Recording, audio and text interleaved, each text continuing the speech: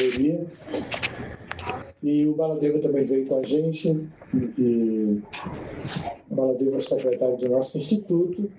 Estamos aqui para esse estudo do Padeshamrita, como foi comentado. O Padeshamrita, este ano, no Instituto, nós fizemos um projeto especial para o Padeshamrita, porque no nosso Instituto, esse livro vem sendo dado por Jamunacharya Goswami há 25 anos.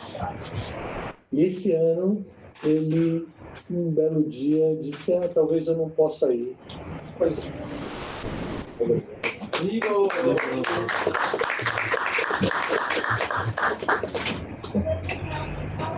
Então, um dia ele disse: talvez eu não possa ir. E eu estava lá na Argentina com a turma, esperando. E eu pensei: não, você tem que vir, você tem que vir. Eu falei, né? Mas fui me preparar. Então eu peguei o livro para estudar e fiquei viajando no livro de novo, né? Nunca tinha muito tempo que eu não estudava ele, assim. E eu fiquei viajando, né? Aí resolvi fazer um estudo do livro como literatura védica. E foi muito interessante, estudei e dei uma disciplina extra no Instituto, que ficou sendo chamada de Upadeshamrita 1, porque aí eu estava exigindo que ele viesse, né? Estava pressionando, e ele ficou em dúvida.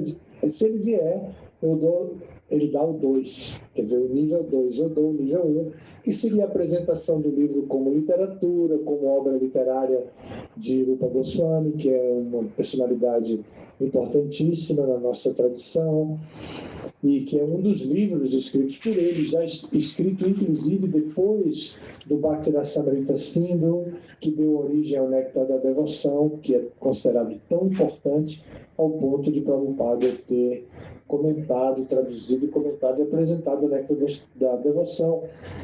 Aí eu fiz isso e fiquei encantado com o livro. Produzimos uma apostila também, fiz uma abordagem de acordo com os princípios fundamentais da literatura védica, que é a abordagem de Sambandha Jnana, Abhideya Jnana e Prayojana Jnana.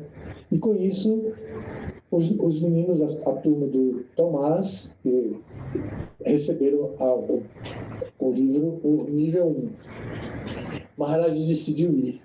Eu não contei nada para ele de que tinha preparado, com medo dele dizer: então, já que você está estudando, você dá. Eu não contei nada. Quando ele chegou, aí eu já mostrei a apostila. Eu fiz essa apostila, os alunos já estudaram, já fizeram até, já viu o aproveitamento deles e tudo tá. Eles já leram o livro de capa a capa, tá tudo bacana para você dar o 2. Aí ele ficou assim, disse: tá legal, e foi, deu. Felizmente, completou a tradição. Ele foi sempre o único professor de todas as turmas. Esse ano nós estamos completando o nosso jubileu de prata no Instituto, e ele acompanhou-nos por 25 anos, ele sempre deu essa disciplina.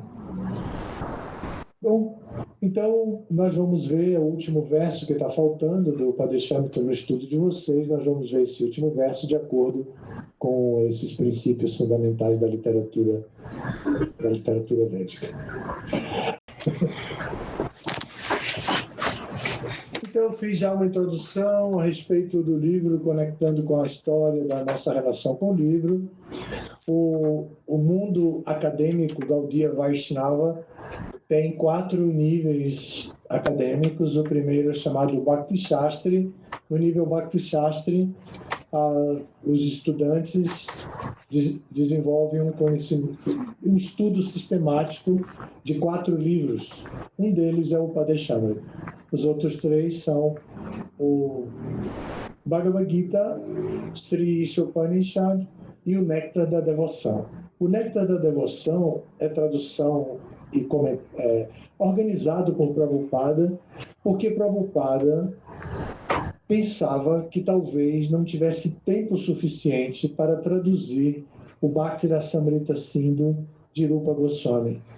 Então ele fez de uma forma textual, assim como evitando a tradução clássica que ele fez do Bhagavad Gita, do Bhagavatam, que era verso por verso, inclusive do Padeshamrita, verso por verso, palavra por palavra, com significado hermenêutico. Ele foi, em cada capítulo, ele apresentou o capítulo não como é apresentado por Rupa no Bhakti-rasamrita Sindhu, mas é um resumo, tem o conteúdo fundamental do Bhakti-rasamrita Sindhu. Agora, recentemente, Bhanu Swami traduziu o Bhakti-rasamrita Sindhu, que é um discípulo de Prabhupada, traduziu o Bhakti-rasamrita Sindhu e já publicou em inglês, não tem ainda em português. Yamunacharya Maharaj tem em português, que ele fez uma tradução, ele contratou um tradutor para traduzir para ele, e só ele tem, não sei se quiserem, convençam ele a dar para vocês. Mas ele tem uma particular. Então, esse livro, o Padeshamrita, surgiu dentro da história dos livros, história bibliográfica de Rupa Goswami, depois do Bhakti-rasamrita Sindhu, que é o Néctar da Devoção. Porque ele escreveu o Bhakti-rasamrita Sindhu e considerou que era um livro muito profundo e que tratava de passatempos de Krishna, das raças de Krishna, das relações de devoção com Krishna, muito profundos e que exigiria uma introdução. Então ele fez o Néctar da Instrução. Ele resumiu todo o Bhakti-rasamrita Sindhu, deu uma nova concepção, fez em 11 versos. É um resumo super resumido. E disse que era para neófitos. Eu até agora não entendi por que é para neófitos. Ao contrário, para mim é uma obra-prima em termos de literatura védica, porque ele vai do 1 ao 11 e passa por todos os princípios fundamentais da literatura, que são Sambandha, Videha e Prayojana, e apresenta do começo ao fim a filosofia, chegando que vai de autocontrole até o objeto, autocontrole da pessoa que participa, que pratica, até o alcance da realização máxima, que é amor por Deus.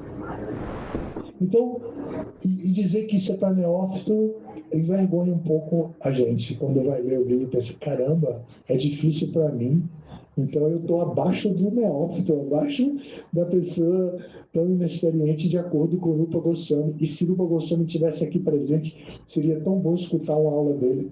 Acho que não entenderia nada. Pelo menos eu acho que não entenderia nada, porque se o Padeshamrita é para neófito, então, pelo amor de Deus, né? Mas o livro tem os significados de Prabhupada.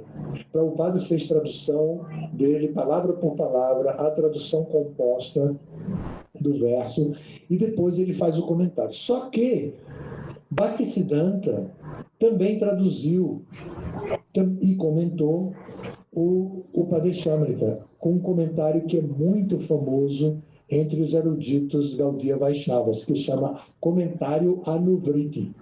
Então, Bhaktisiddhanta comentou, fez isso, publicou esse livro como um comentário.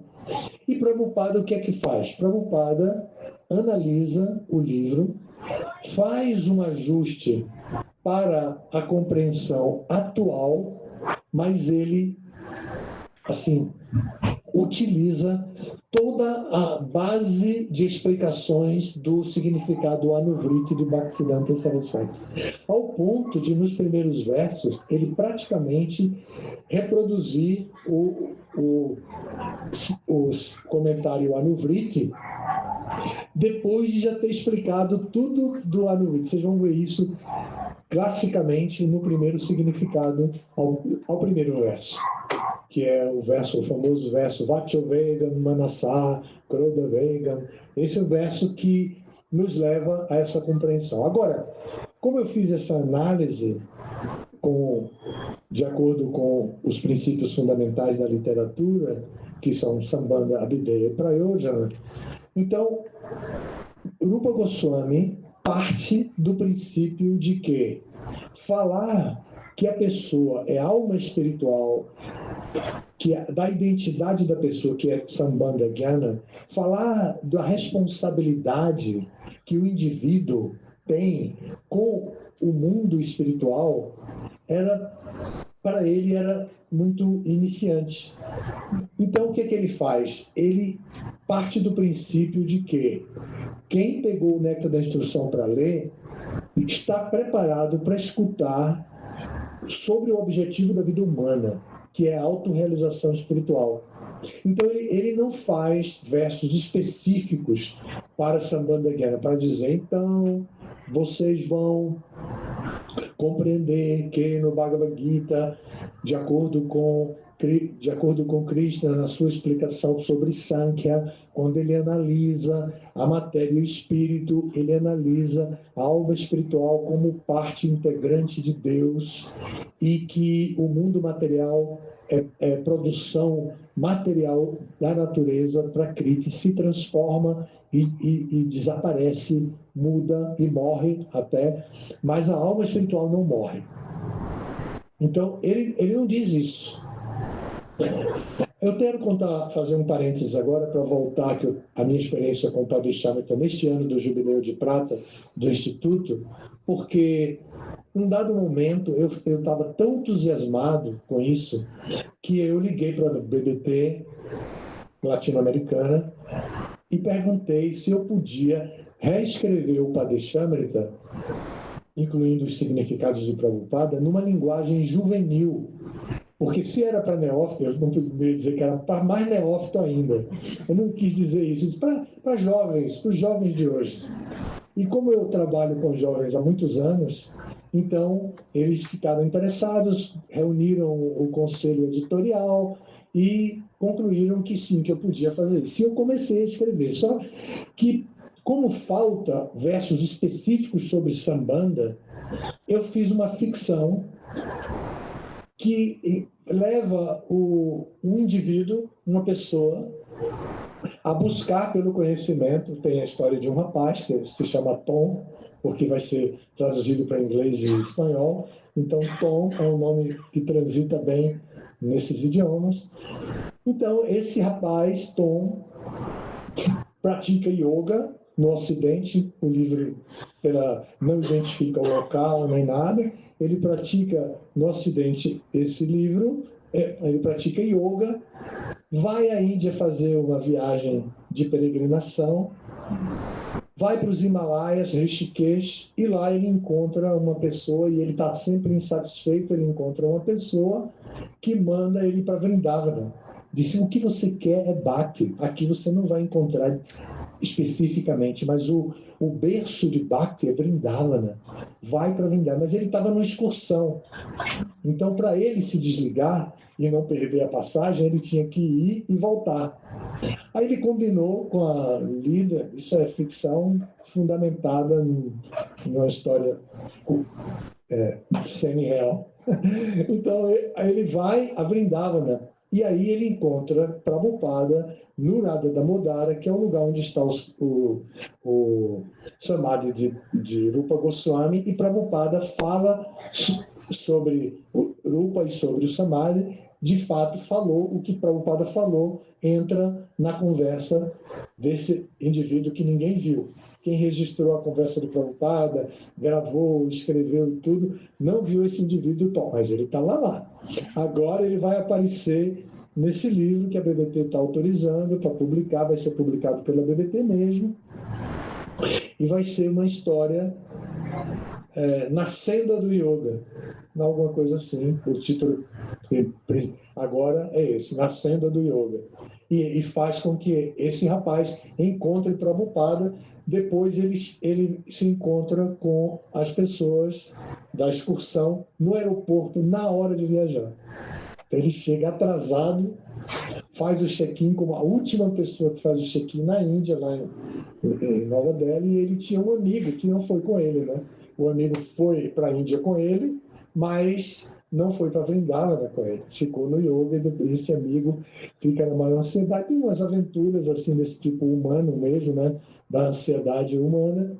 Mas aí depois, então todo o Padeshamrita, a história de Rupa, dos 11 textos de Rupa e as explicações de Prabhupada e de Bhaktisiddhanta vão entrar nas aulas de Prabhupada e nas perguntas que o Tom vai fazer a Prabhupada e Prabhupada vai responder, dar a atenção que Prabhupada vai dar ao Tom. E, assim, estou estudando ainda os detalhes das aulas que Prabhupada deu no Radha Damodara para compor o mais perto da realidade possível dentro das perguntas que foram feitas e tudo, mas que vão produzir todos os significados. E vai ser numa linguagem mais assim, juvenil mesmo, não infanto-juvenil, mas mais juvenil mesmo.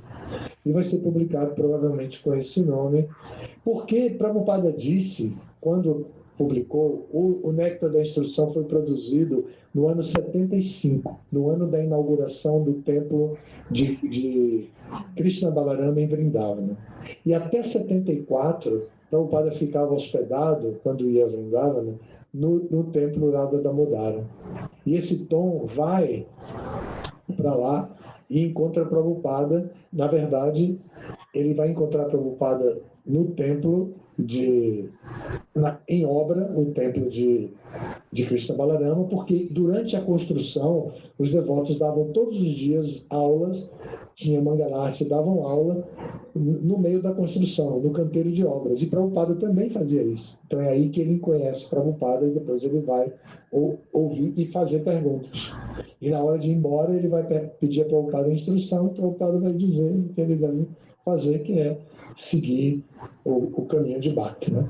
Então essa é a história que vai ser completada, que vai ter, no miolo, vai ter o Padeshamrita, e a finalização essa já está indo para a boneca ou o boneco, né? É a boneca. O primeiro manuscrito, a prova, já está indo para a BBT fazer análise pelo Conselho Editorial, que inclui Yadunandana Swami e Krishna Kshetra Maharaj e outras autoridades aí também que fazem parte desse Conselho Editorial, que vai ver esse manuscrito e ver se aprova. Se não aprovar, eu vou publicar alternativamente, uma parte pelo menos. Então, só para dizer que o estudo que nós vamos fazer aqui agora do último verso teve uma história esse ano conectada com a nossa responsabilidade de ensinar o Bhakti Shastri, de avaliar o Bhakti Shastri.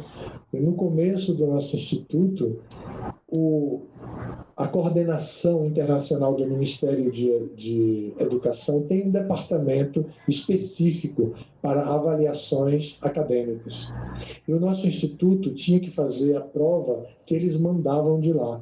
Então, a gente recebia uma prova pelo correio, no envelope, lacrado. Eu tinha que abrir com testemunha, aí eu tinha que traduzir com testemunha, e depois, imediatamente, para a sala de aula para fazer a prova do Padeshamrita. Se você fez assim essa prova, a turma do Chaitanya, da Govinda Ji, fizeram a prova assim, também ainda nesse estilo. Depois, porque a gente aprovava muita gente, a gente todo ano tinha muitos estudantes graduados, eles fizeram uma entrevista comigo e aí resolveram credenciar o nosso instituto internacionalmente para elaborar a própria prova. Então, hoje em dia é um pouco diferente. Os nossos alunos, como a turma do Tomás, fazem o curso e nós mesmos aplicamos a prova. O resultado que nós damos é dado como é aceito por eles. Se fez também na prova internacional, não foi, Paulo? Então, assim, ficamos muitos anos assim. Então, nós temos a responsabilidade de dar o Padeshamrita da melhor maneira. Então, esse ano que eu fiz esse mergulho no Padeshamrita, para poder criar o nível 1, que é uma análise literária do livro, inclusive analisando a figura do autor, que é Rupa Goswami, e a figura do comentarista, tradutor e comentarista, que é Prabhupada. A gente fez tudo isso. Agora, nós vamos falar então do último verso hoje. Então, vocês estudaram e estudaram verso por verso, não foi? Estudaram verso por verso. Esses versos podem ser agrupados, esses 11 versos, de duas maneiras: por seção temática ou pelos princípios fundamentais da literatura. Por seções temáticas, são 4 seções temáticas. E as seções temáticas são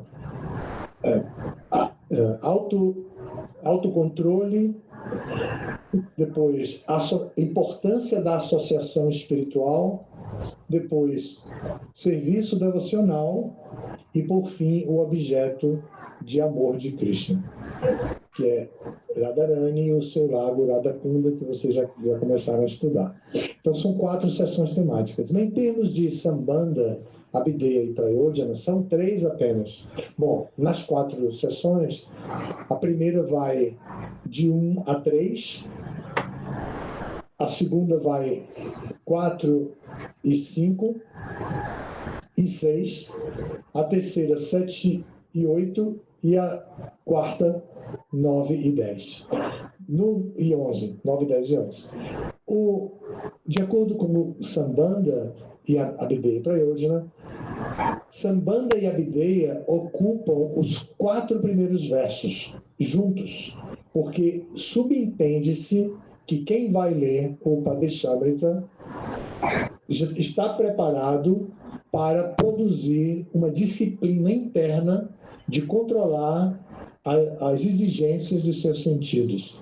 Vachovegam, que é o controle da fala, não falar demasiado, não falar prajalpa, não falar tópicos mundanos, não se interessar pela vida alheia, não falar de si mesmo.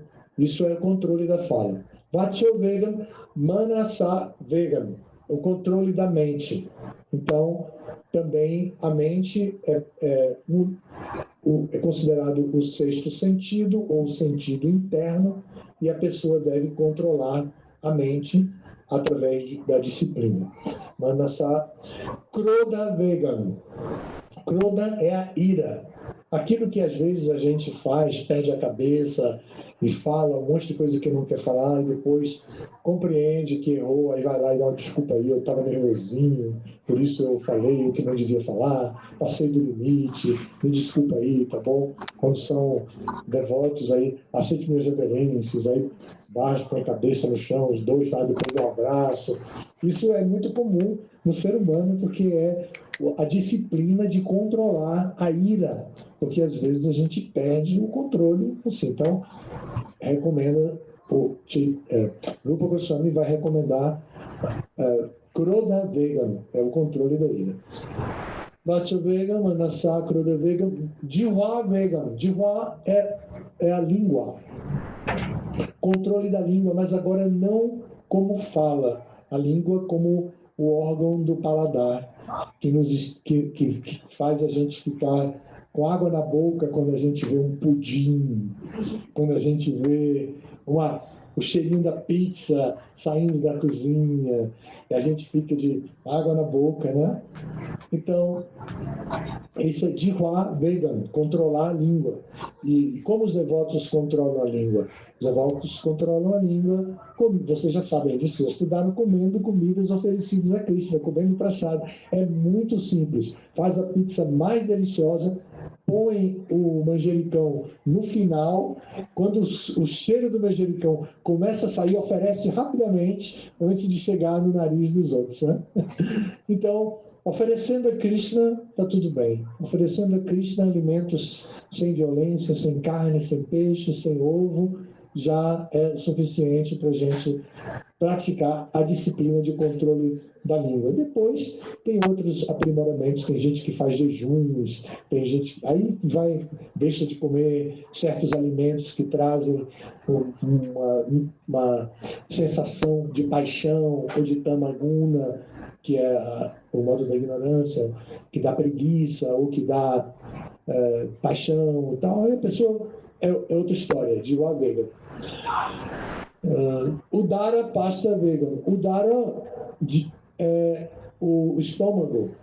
E a gente sabe que aqueles que são pita, que nem eu, quando chega a hora de comer, às vezes passa vergonha, tem que colocar a mão e empurrar o estômago, porque ele vai... E as pessoas escutam isso, né? Então tem que colocar a mão assim, prender a respiração, porque o estômago exige, quero comida. É um monstrinho, sem inteligência, sem mente, sem nada. Só um monstro irracional. Quero comida, quero comida. Então, a gente tem que dar comida na hora certa, alimentar o monstro na hora certa, a comida certa, na hora certa. E ele vai aprendendo a chorar menos, reclamar menos. E o pasta vegan. O pasta é o órgão genital, que é onde se localiza primariamente a nossa libido. Então, também o nosso desejo sexual precisa ser controlado através de um método disciplinar. Então, o Rupa Goswami recomenda esse, né? Vacha vegan, manasakruda vegan, jiva vegan, udaropasta vegan. Então, esses são os sentidos que precisamos controlar, e vegan significa isso, controle de todos esses sentidos.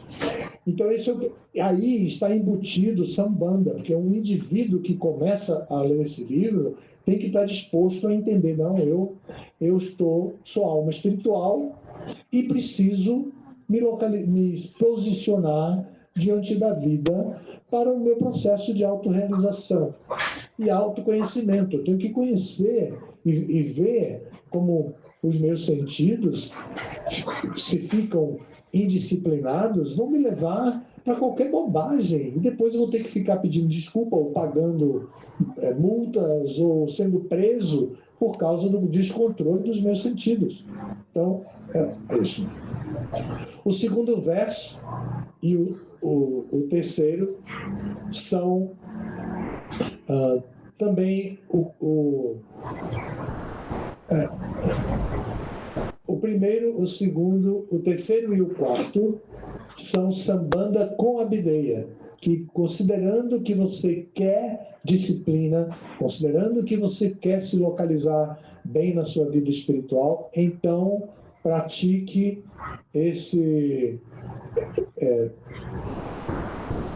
pratique Bhakti de acordo com essas disciplinas, autocontrole e tal. O segundo verso vai dizer os obstáculos que podemos encontrar, vocês viram isso.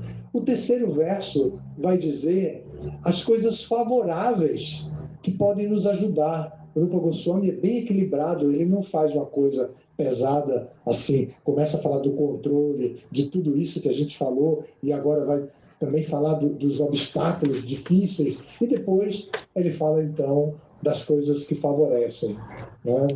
E então vem o 4, o 5 e o 6, que vão falar de Abhideya, que é como praticar. Então, como se pratica? No verso 4, o verso 4 vai dizer que o devoto deve desenvolver uma relação amorosa com os seus companheiros, com as pessoas em geral. Na verdade, é com toda a natureza, com todo o meio ambiente. Mas o verso recomenda que seja especificamente com os devotos. Porque quem está lendo está começando a entender sobre disciplina, então, que crie uma relação de amizade com os devotos e pratique a etiqueta correta com os devotos. São 6 trocas amorosas.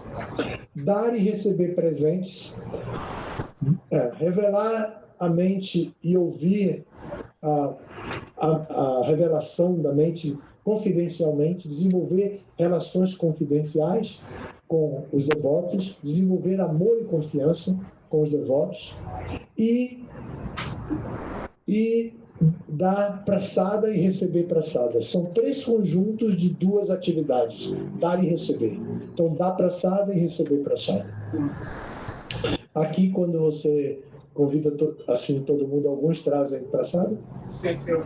Então, essa é a atitude, né? Trazer praçada, dar praçada para os devotos e também receber praçada. É tão bom quando a gente recebe de vez em quando uma praçadinha, é bem legal, não é, Emanuel? Ele balançou a cabeça, deve ter essa experiência. Quase diariamente. Quase diariamente, né? Hoje a sobremesa é abaixo daquele. É o bolo de Prabhupada? Não sei. Estou desatualizado. Bom, então, esse 4º verso vai falar sobre trocas amorosas. E depois o 5º verso e o 6º também vai falar sobre os devotos. Depois, então, vem o serviço devocional. Aí, como praticar o serviço devocional? 7 e 8 e 9. Vai falar sobre a prática do serviço devocional. E a prática do serviço devocional se dá através de abideia, porque é um processo. A abideia é a relação filosófica do processo em si, a disciplina em si. Por isso, os primeiros versos são Sambandha e Abideia, e depois os outros são também de Abideia puro. Esses são Abideia puro, sem Sambandha. E, por fim, Prayojana. Prayojana é o objeto a ser alcançado, o amor por Deus. E é preciso identificar qual é esse objeto. Onde nós vamos depositar o nosso amor? Onde vamos buscar a relação amorosa? Onde vamos desenvolver plenamente a nossa capacidade de amar sem risco de frustração? Então, essa personalidade a quem devemos amar sem risco de frustração é Krishna, a pessoa suprema. E os últimos versos 9, 10 e 11 vai descrever Krishna, vai descrever Radha e o ambiente onde eles estão localizados, porque são pessoas. Não é uma simples energia. A tal da energia divina surge daí, surge deles.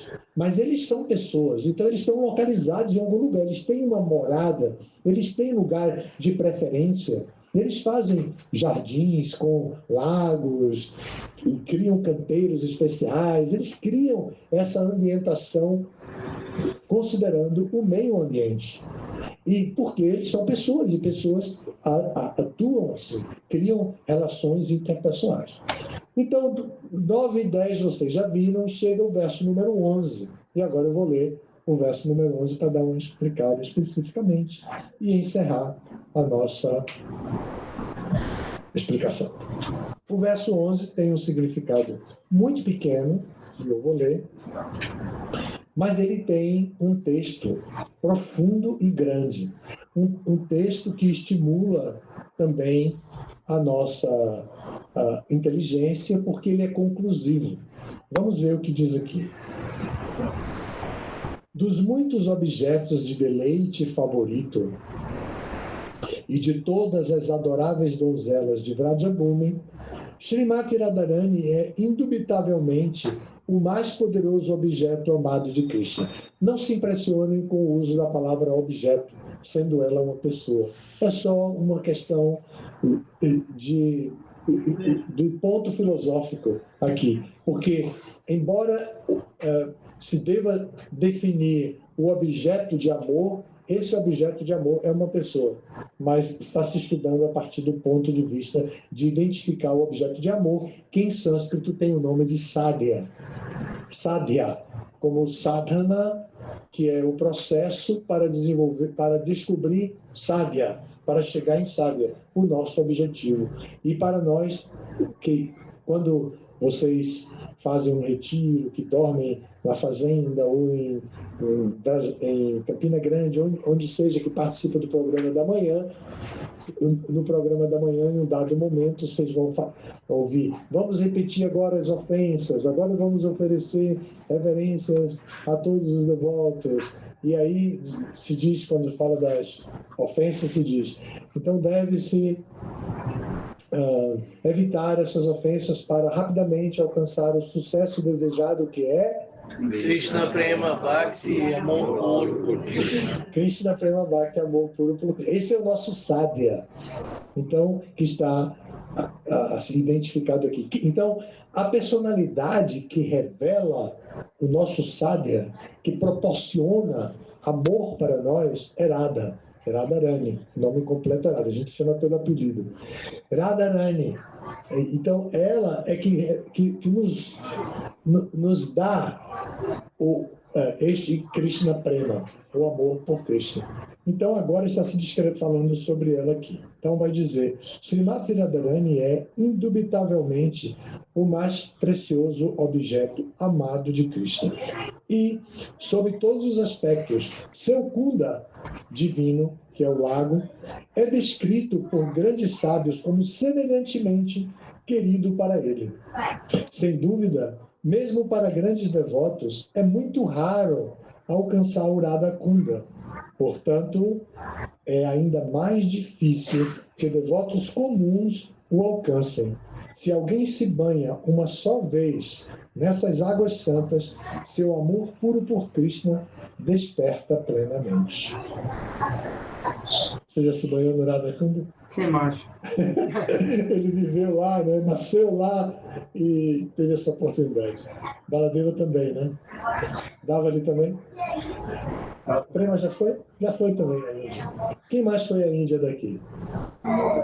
Chaitanya também se banhou no lago? Entrou ele e a Govinda. Você é Govindaji, claro, eu lembro. Você também aqui. Todo mundo fica assim, porque quem se banhou, o que é que vai acontecer? Pelo menos uma vez nessas águas santas, seu amor puro por Krishna desperta plenamente. Então imagine, né? Todas essas pessoas aqui têm toda essa chance. Mas não só eles têm a chance. Todos nós temos a chance, porque Krishna está em toda parte, Srimati Radharani está em toda parte. O Mahamantra é a forma de Krishna autorizado para essa era. O Srimad Bhagavatam é o nosso refúgio nesta era. Então, ouvir sobre Krishna, ouvir esses temas é a inspiração que nós podemos ter para desenvolver esse amor puro plenamente. Vamos ver o significado para que o estudo de vocês se complete com a leitura também do significado. Por que o Radha Kunda é tão elevado? Porque pertence a Srimati Radharani, que é o objeto mais amado de Shri Krishna entre todas as gopis. Ela é a mais querida. Não, desculpa. Entre todas as gopis, ela é a mais querida. De forma semelhante, os grandes sábios descrevem que seu lago, Sri Radha Kunda, é tão querido por Krishna quanto a própria Radha. Na verdade, o amor de Krishna por Radha Kunda e seu amor por Srimati Radharani é o mesmo sob todos os aspectos, mesmo no caso de grandes personalidades plenamente ocupadas em serviço devocional. É muito raro que alcancem o Radha Kunda, isto para não falar de devotos comuns, que só estão ocupados na prática de Vaidhi Bhakti. Eu vou pedir ajuda para ler, porque essa luz branca, com a página branca, não é bom para mim. E eu vou começar a cometer erros e também posso prejudicar meus olhos. Você pode ler, Marco? Sim. Vem aqui, claro. Lê aqui, Davi. Senta aqui do meu ladinho. Eu li o primeiro parágrafo todo do significado. Tá. A luz aqui não tá melhor, não, mas... Então, continuando, afirma-se que o devoto que se banha uma só vez no Radha Kunda desenvolve imediatamente amor puro por Krishna, do mesmo modo que as gopis. Srila Rupa Goswami recomenda que, mesmo que não se possa viver permanentemente às margens do Radha Kunda, deve-se ao menos tomar banho no lago, tantas vezes quanto possível. Este é um item muito importante na realização do serviço devocional.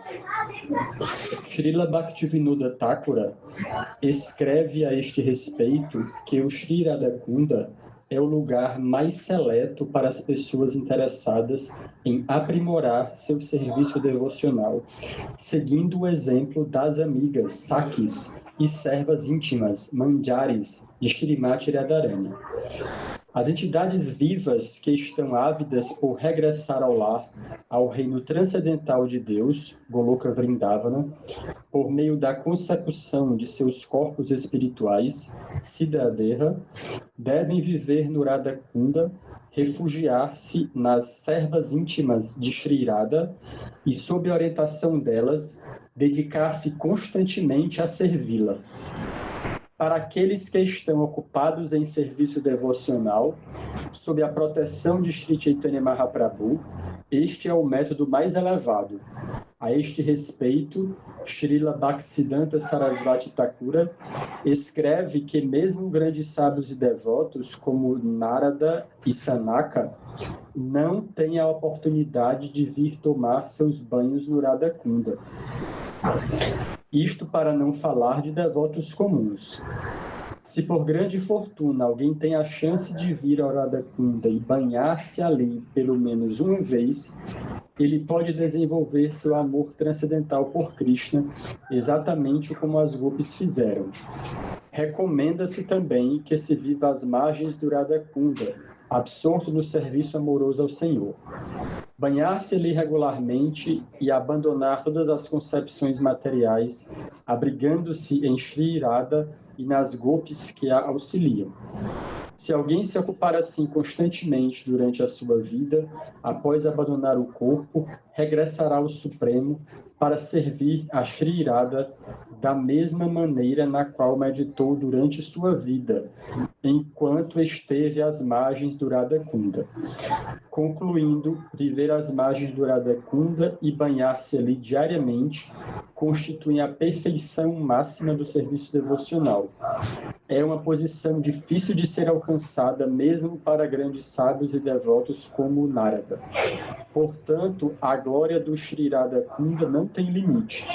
Servindo ao Radha Kunda, podemos ter a oportunidade de nos tornar assistentes de Shrimati Radharani, sob a orientação eterna das gopis. Obrigado, Davana. É um tema para neófito, né? Imagine. Imagine. Agora vocês já viram, fizeram esse estudo, e é para a gente ficar esperto, né? Bem, então aqui é a conclusão que vocês estudaram, ouviram agora, mais uma vez, esse significado. A mística de Bhakti assim, está apresentada em todo o aspecto estético da relação de Radha com Krishna. Estética em filosofia é exatamente a expressão interna do sentimento mais puro. Então, essa abordagem aqui é típica de Prayojana Jnana, que é o estudo do objetivo último, o estudo do sadhya, o estudo do nosso destino final, que é, então, revelado aqui como Krishna, Srimati Radharani e a ambientação que eles criaram para isso, porque Krishna é absoluto, tudo relacionado com ele tem as mesmas potências que ele. Então, se vocês estudam, mais uma vez, agora que vocês terminaram esse livro, se vocês estudam mais uma vez esse livro, e depois partem para o Néctar da Devoção, vocês vão fazer um aproveitamento espetacular deste livro e também do Néctar da Devoção. Ele serve como introdução ao Néctar da Devoção e ele também serve para compreender melhor o Néctar da Devoção e lendo o Néctar da Devoção, compreender melhor o Padeshamrita. Eles fazem essa parceria e em dobradinha, assim, nessa parceria, para dar ao leitor, ao estudioso do nível Bhakti Shastri, a compreensão desses temas que são fundamentais para defendermos a bandeira de Bhakti, da devoção, como um processo adequado nessa era. O nosso livro, que é apontado por Sukadeva Goswami como o refúgio para as pessoas da era de Kali, que é essa era que estamos vivendo, é o Srimad Bhagavatam. O Srimad Bhagavatam vai dizer, num dos seus famosos versos, Akama Sarva Kamova Moksha Kama Udaradi Tivrena Bhakti Yogena Yajeta Purusha Param. Esse verso diz...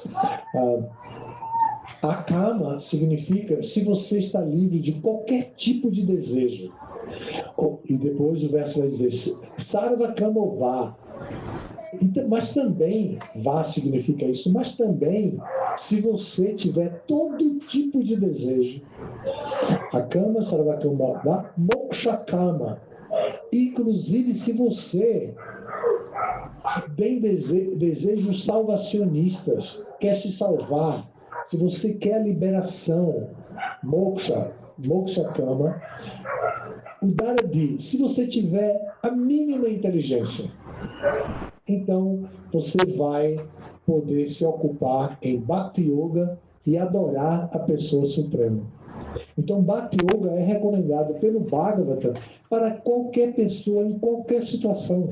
Mesmo aquele que tem todo tipo de desejo de gozo dos sentidos, desenfreadamente, todas essas pessoas são candidatos, porque o processo de Bhakti é tão purificatório, ele traz tanto enlevo interno, humano, tanto prazer espiritual, que a pessoa termina deixando todo tipo de interesse mundano e se volta unicamente para o espiritual, e na prática do espiritual ela se realiza dentro do mundo material, cheio de objetos materiais. Então todos os objetos materiais passam a ter a sua importância espiritual. Prabhupada deu o exemplo do ditafone.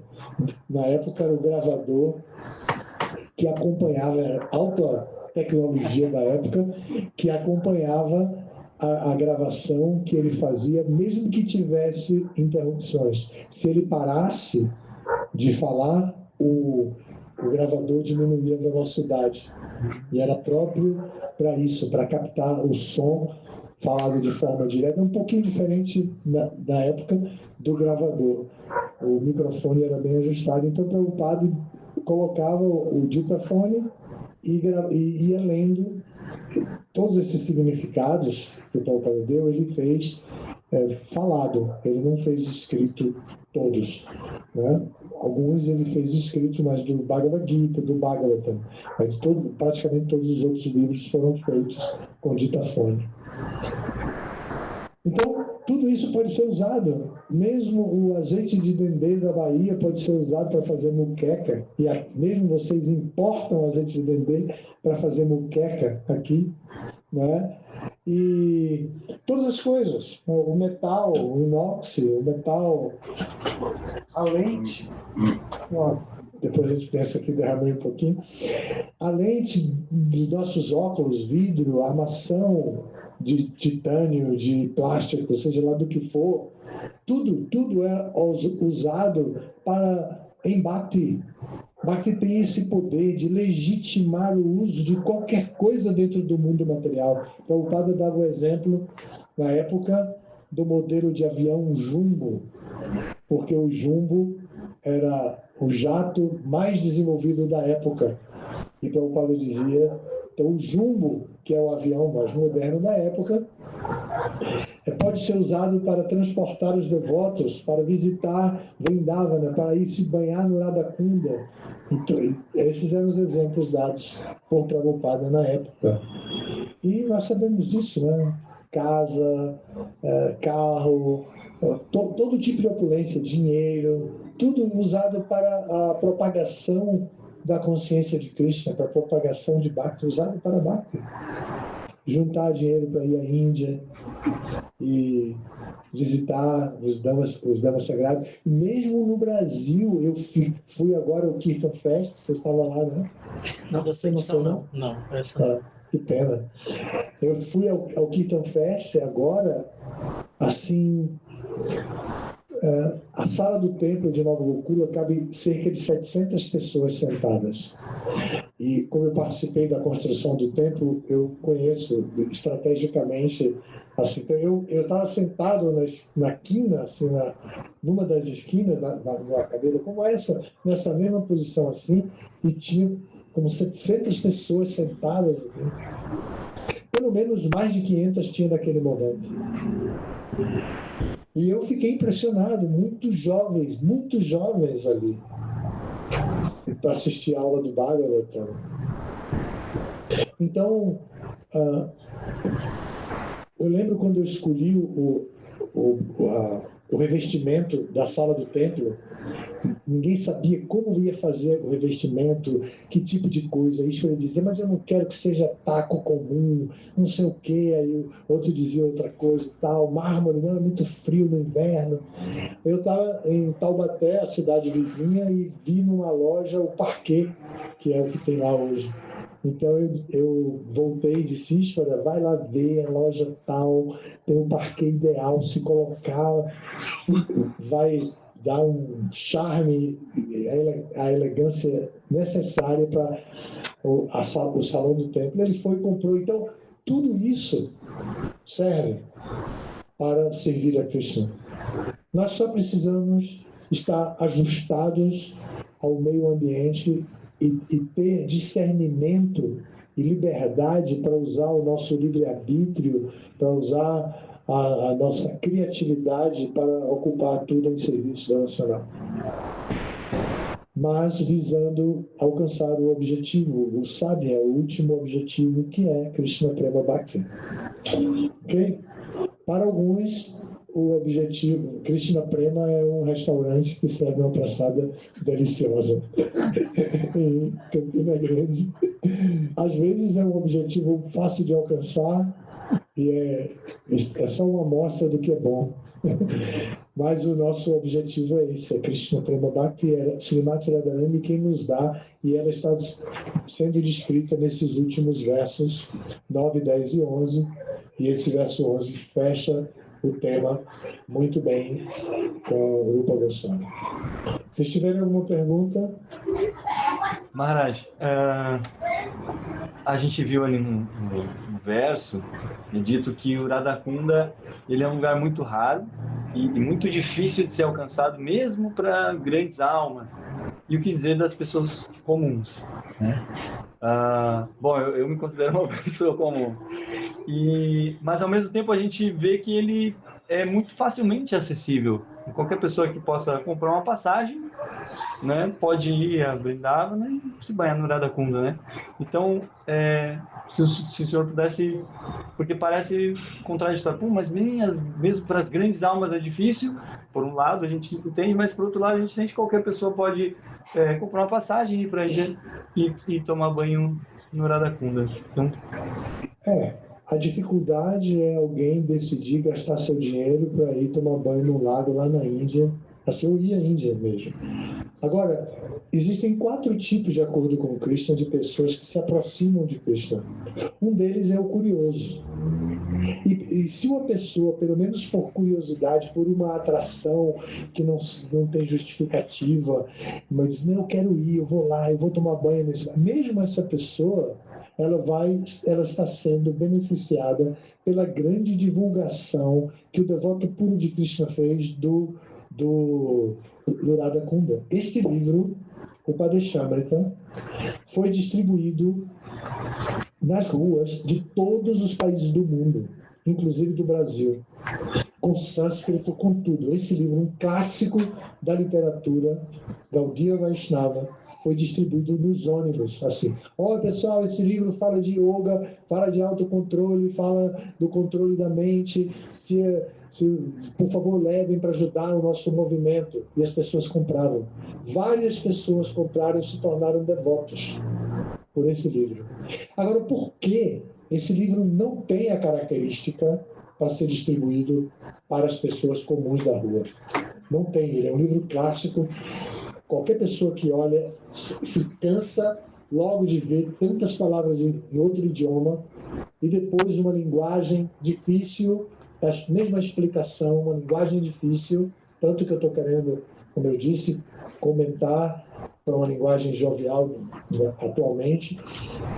Mas perguntaram para o padre, ele disse, por que não? Aqui está o sumum bonum de toda a nossa filosofia, é o néctar de todas as instruções. Por que as pessoas comuns não podem ter? Esse é o movimento de Chaitanya. E Chaitanya fez isso, nós devemos fazer isso. Pode distribuir na rua. E aí fizeram, e deu o maior certo. Deu o maior certo. Se distribuiu muito esses livros nas ruas. Com o nome Néctar da Instrução. Como está aqui, o Padeshamrita, Néctar da Instrução. Como está assim? Você distribuiu esse livro alguma vez? Imagine. Para quem vai distribuir é difícil. E tem na frente, tem um carequinha sentado com uma roupa diferente, parecendo uma toalha de banho enrolado, um rabinho na cabeça, que é Rupa Goswami. Aqui estamos falando do próprio autor, Rupa Goswami. E esse livro distribuído nas ruas. Então, o Acharya, o mestre espiritual, revela o mundo espiritual. Ele revela o mundo espiritual, ele revela o conhecimento capaz de levar qualquer pessoa ao mundo espiritual. Ele revela o Radha Kunda. É dito que ninguém chega ao Radha Kunda se não for por um Acharya. Prabhupada fez isso. Levou o Radha Kunda para qualquer pessoa, mesmo os que não foram. Se alguém foi por causa disso, como o Tom vai, na minha ficção, o Tom vai querendo ir para o Radha Kunda, porque o camarada que ele encontrou lá em Rishikesh diz a ele isso. Então ele quer ir, e ele vai conseguir. Mas imagine por causa da bondade de Prabhupada.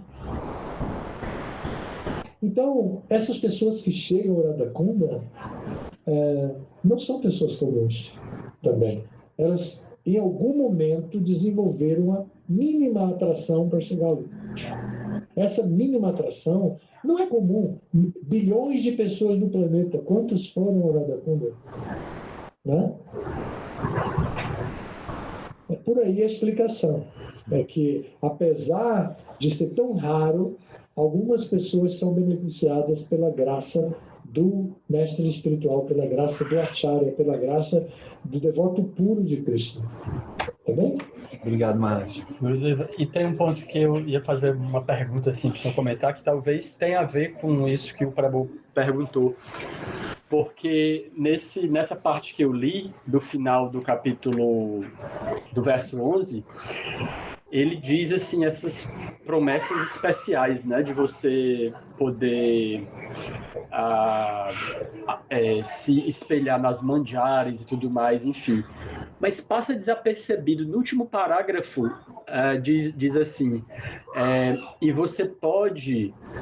Eu não vou lembrar as palavras exatamente, mas... e você pode... deixa eu só pegar aqui, que eu posso pegar aí, Bruno? Claro.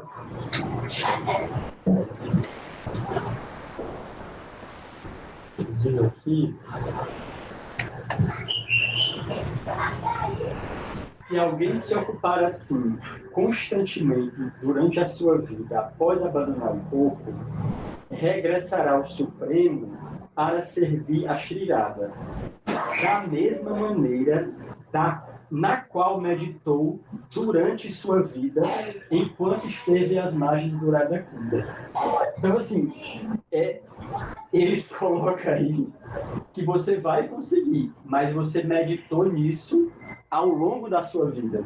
É interessante esse ponto. É muito interessante.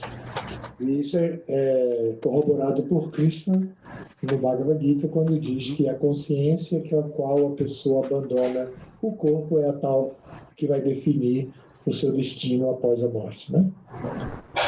Muito bem, obrigado, David. Muito bem.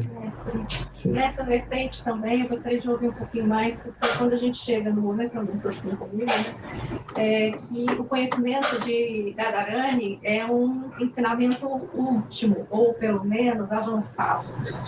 E aqui parece que é para neófitos. Então, assim, né, eu compartilho com esse estranhamento do senhor e gostaria de ouvir, porque depois fica no final, fica claro, porque é o objeto, né, de amor a Cristo, o objetivo da vida humana. Mas como a partir disso, já que a gente estudou o livro, como que a gente pode sempre incluir a Radharani nos nossos ensinamentos e não mais pensar que esse ensinamento que um dia eu ouvi, ele caiu, né? De não tocar tanto no nome de Radharani para neófitos, falsificar o amor puro, né, de Radharani para Krishna, ou se isso realmente foi uma ignorância que eu ouvi algum dia e isso não procede. Não foi ignorância. Prabhupada nos ensinou a não... não sei se eu entendi direito, mas Prabhupada nos ensinou a ter uma cerimônia especial, um tratamento especial com Srimati Radharani e com o conhecimento a respeito do serviço dela, das manjares, das outras golpes e tudo. Porque é algo muito elevado. Pode observar como começa o livro. São 11 versos. O primeiro vai falar do autocontrole. Tem que controlar a língua, tem que controlar o estômago, tem que controlar os órgãos genitais, tem que controlar a fala, não é? Então, tem que controlar a ira. E depois vai dizer... você pode arruinar o seu serviço devocional se você acumular mais bens do que necessita, se você... Eu vou até ler para ficar...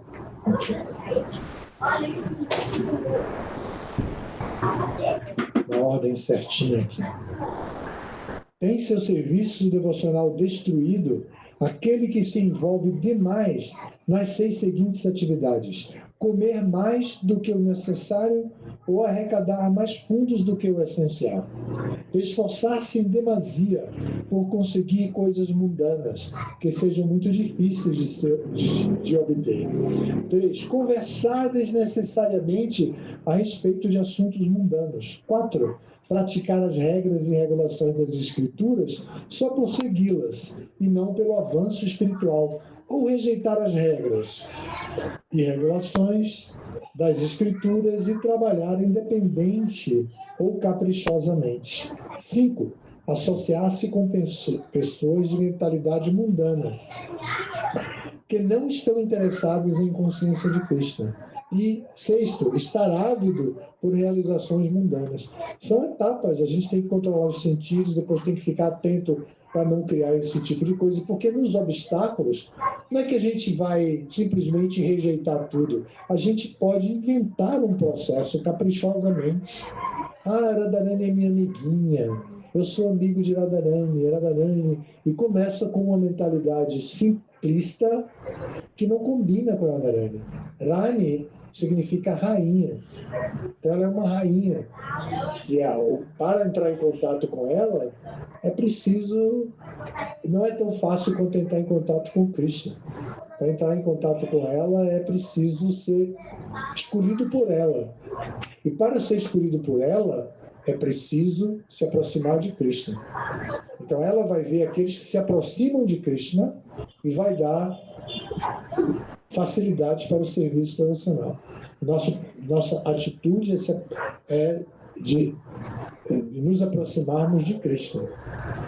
Essa deve ser a nossa atitude. Então, mas aqui é a filosofia como ela é. Está escrita e explicada. Só que para chegar lá é preciso ter os sentidos controlados. Senão nós vamos pensar que a relação de Radha e Krishna é a relação de um casal comum. E aí começamos a errar e não vamos alcançar a Krishna plena. Vamos alcançar outra coisa. mas que não vai ser cristão pleno. Então, a advertência de que é um assunto delicado é válida, mas é um assunto delicado que pode ser acessado através de todas as gerações. Inclusive, tem que dar muita abraçada para os devotos, tem que receber muita abraçada dos devotos, né? Fazer as trocas amorosas com os devotos. Tem que aprender a revelar a mente em confiança, escutar confidencialmente, dar presente, receber presente, tudo isso. Para tudo isso são etapas anteriores à etapa de contato curada com as golpes e com tudo mais. O Sr. Castro quer falar para fazer um encerramento. Sim, era uma pergunta.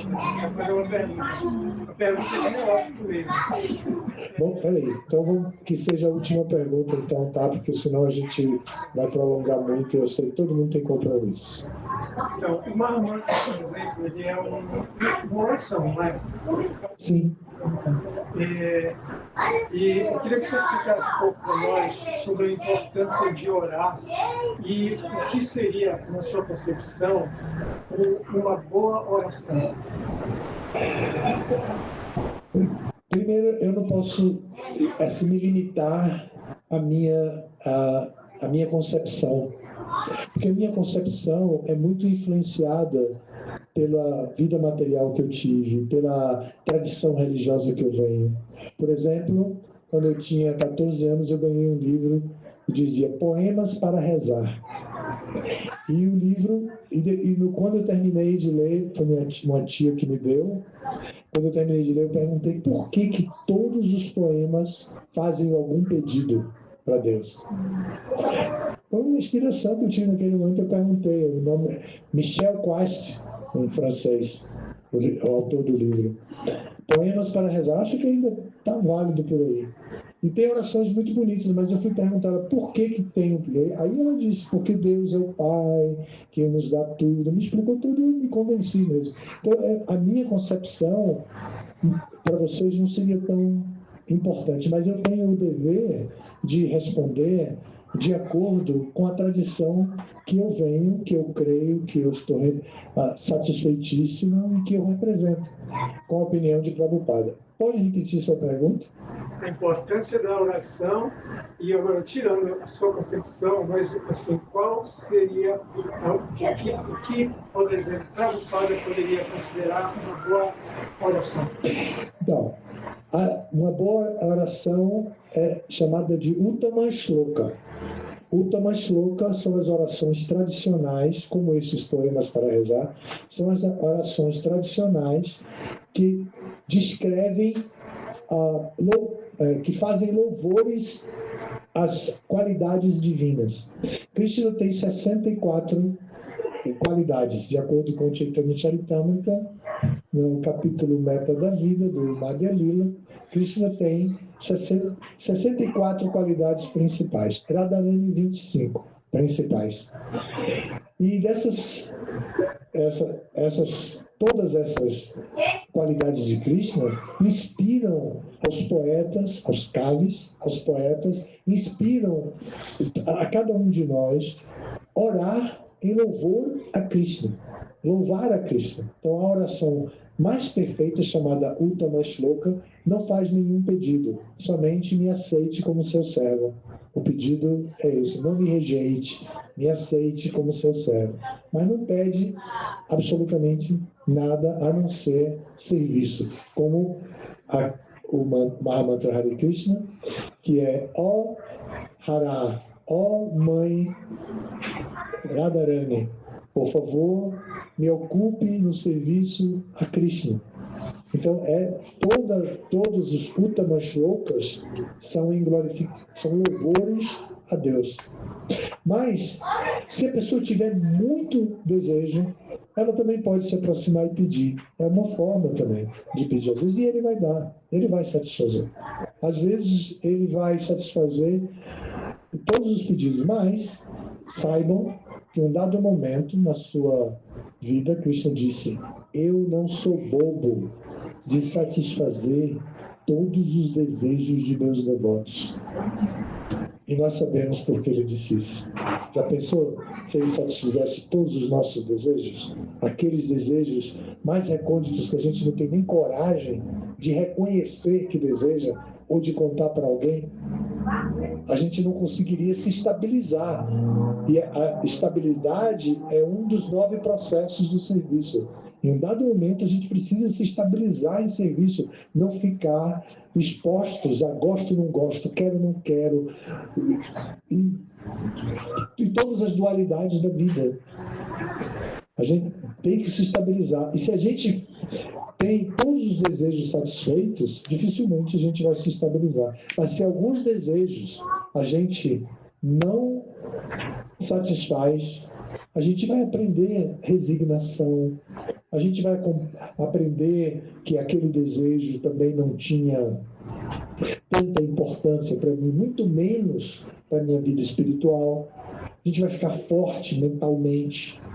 A linha da psicologia atual, e me perdoem os psicólogos, eu sou leigo, posso dizer qualquer barbaridade, me perdoem desde antes, vocês todos que estudam, mas a linha